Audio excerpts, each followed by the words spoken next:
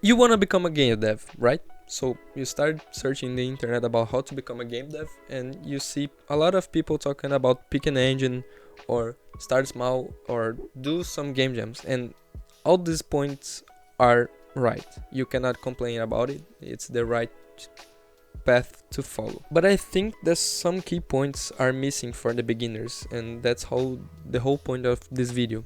I want to share with you some knowledge that I got from my mistakes as game developer, and I want you to avoid these mistakes that I committed by the years.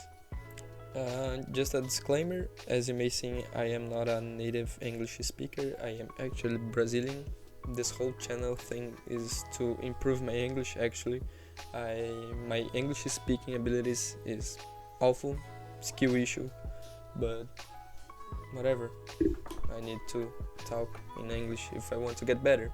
That's the whole point of this video. Also, if I want to get better at game dev, make games. But this was said a lot of times already. This video is the first video of a series that I'm gonna to cover about programming, art, music, and game design, and 5 concepts on each topic to make it easier for you to get into game dev, right? If you already have some background of any of these topics, okay?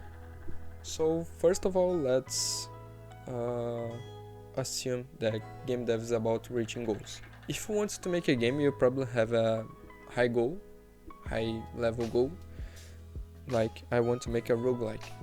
But what a roguelike consists of, right?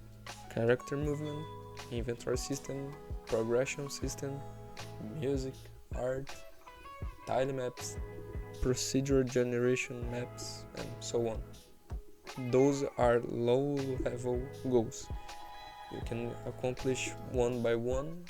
In the end, you have the high level goal, your game, right?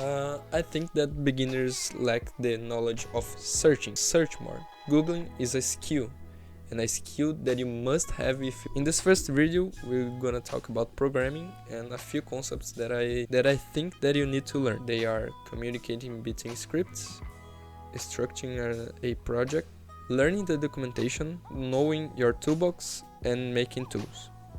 My first point is that you need to learn how to communicate between scripts. It's all about game dev. Game dev is all about communicating between scripts. You don't want to have a single file game, okay? You want to have multiple files with each one having its own responsibility, and you want to communicate between them. You want the enemy to deal damage to the player, and the player knows how much damage it took. You need to communicate that. And depending on the engine that you choose, it's gonna be a different approach. I chose Godot. My approach is using signals, groups, or class names.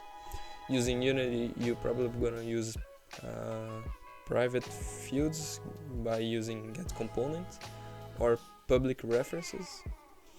In Unreal, you can use casting or blueprints interfaces. That's the core concept, but you need to practice communicating between scripts. The second point is that you need to learn how to plan your project, how to structure your project. You need to think paradigms such as OOP or components, or game programming patterns such as the observer, the singletons, or the other patterns that I don't remember. And it's better just to use 2 or 3 of them at the same time. Don't go over engineering your game. You probably just need 1 or 2 and stick with it. Keep your code base, it's gonna worth your time. I think the most important topic that is not taught to beginners in the beginning is learn how to use the documentation. You need to learn how to use the API docs of your engine, because there's every information that you need, or almost of them, right? Some documentation can be outdated or bad, like Unity. But an example of that is I learned about tile maps in Godot by reading the docs. I didn't know that the tilemaps has a function that takes a word position and converts to local position. So I can take the mouse position and converts to a local position on the tilemap. That's how I built my map editor. I read the docs, discovered a functionality, and implement a project. So please take a time to read the docs of your engine and learn what you have at your disposal. That's our next point. Know your toolbox. Your engine was made to make easier for you to make game. Use it at your favor. Don't reinvent the wheel.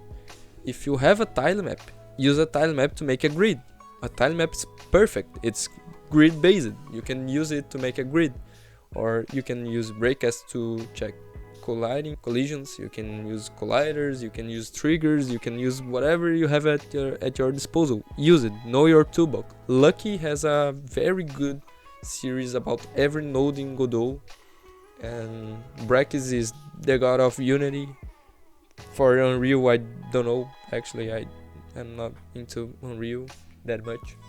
But know your toolbox. Know what you have at your disposal to use to make games easier. That will make it easier for you to solve problems. Oh, I need to check the collision of my bullet with the enemy. You can use raycast. You can use collision raycast. And my last point of this video is combining every other point, is create tools. You definitely want to make games, but I think that creating tools is gonna make you a better programmer for your games. You can even make tools that are reusable for other projects. My map editor is not implemented in a game. It's a standalone map editor, but I can easily make it into a game because it's reusable. I learned about the docs, I learned about the functionality, and I implemented. So I know how to use it, and if I need to make it again, I know how to make it again.